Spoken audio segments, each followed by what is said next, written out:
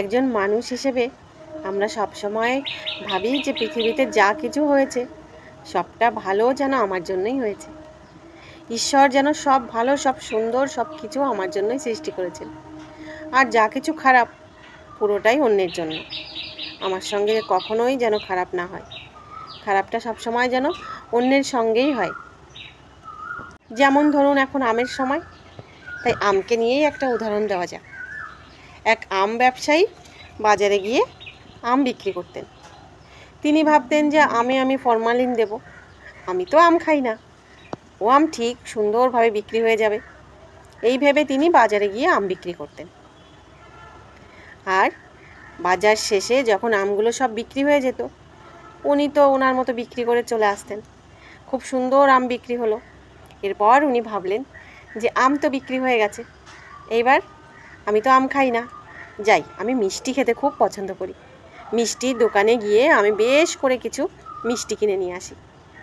এবার মিষ্টি বিক্রেতা ভেবেছেন যে আমার তো মিষ্টির ব্যবসা, আমি মিষ্টি বিক্রি করব, আমি তো মিষ্টি খাবো না, এটা তো অন্যের জন্য, আমার যত কাস্টমার হবে তত তো আমারই ভালো, তাই আমি ভেজাল দিয়ে মিষ্টি বানিয়ে বেশি করে মিষ্টি বিক্রি করব, এতে আমার খরচাও কম হবে আর অনেক লাভও হবে।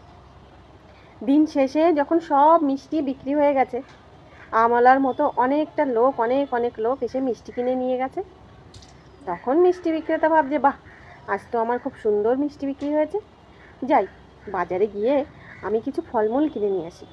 যেমন ধরুন ওই আম, কলা, লিচু, এই রকম অনেক তাজা তাজা ফলমূল কিনে নিয়ে মিষ্টিওয়ালা বাড়িতে গেল। এরপর কি হলো, আমওয়ালা কিন্তু আম খেলো না, মিষ্টি খেলো। মিষ্টিওয়ালা মিষ্টি খেলো না, আম তো খেলো।